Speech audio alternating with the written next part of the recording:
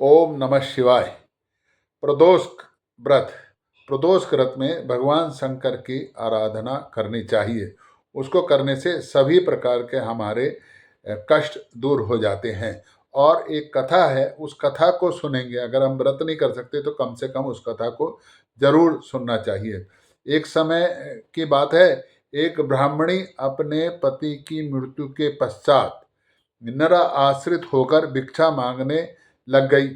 और वो भिक्षा मांगती थी, अब क्योंकि उसको खाने कमाने का तो कोई साधन था नहीं, पति गुजर गया था, तो अपने पुत्र को लेकर के बाहर जाती थी और संध्या के समय वापस आ जाती और भगवान की पूजा करती थी। उसी समय विदर्भ देश का एक राजकुमार राजा का छोटा बच्चा उसको मिला। कारण ये था कि राजा जो है शत्रुओं को मारकर आ रहा था, तो उसका जो अपना बेटा, छोटा बेटा था, वो इधर उधर भटक गया।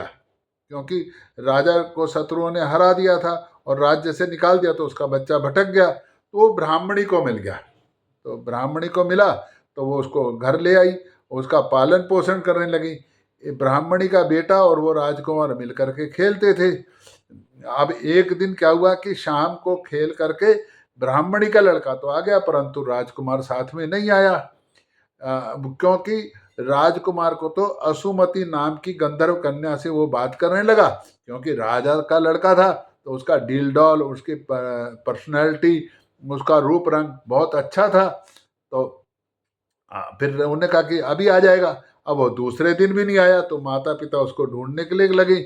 तो अंशुमति उसको अपने घर ले गई और माता पिता के साथ उनको मिलाया।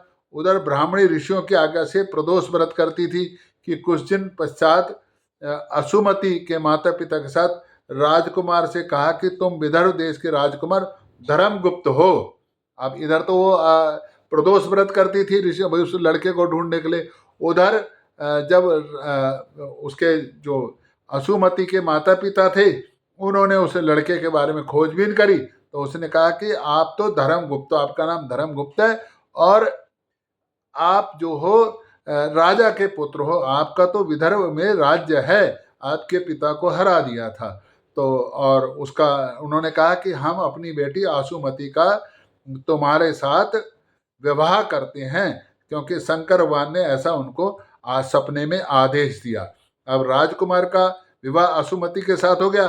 बाद में राजकुमार ने गंधर्व राज की सेना के साथ मिलकर विदर्भ देश पर आक्रमण करा और अपने पिता की हार का बदला लिया। और ब्राह्मणी को भी खोज करके अपने पास ले आया, क्योंकि पालन पोषण तो ब्राह्मणी ने करा था। तो ब्राह्मणी के लड़के को उसने अपने राज्य का मंत्री बना दिया। अब ये सब ऋषियों ने बताया कि ब्राह्मणी ने जो प्रदोष के व्रत करती थी, उस कारण से उसको राजा का वो पुत्र मिला और उसका पालन पोषण करा।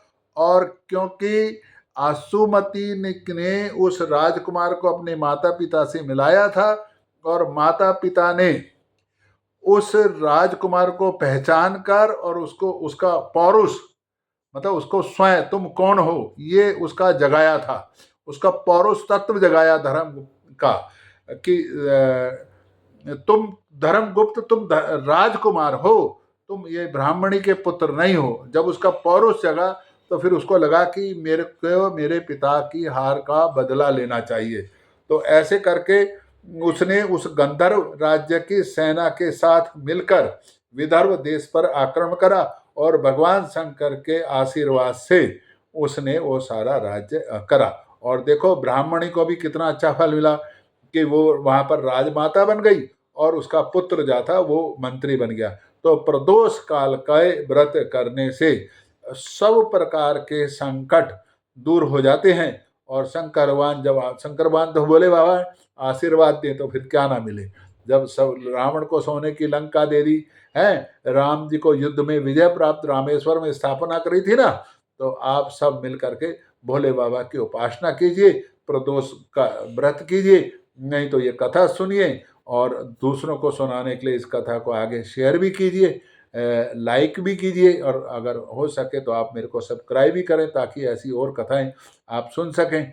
तो मेरा भगवान से प्रार्थना है कि आप सबकी सभी प्रकार की मनोकामनाएं पूरी हों, और उससे भी ज़्यादा ज़रूरी है कि आपके मन में शांति हो, आप आनंद पूर्वक अपने परिवार का पालन पोषण करें, और आपके बच्चे, आपके बुजुर्ग सब आपके साथ मिलकर आनंद मनाएं।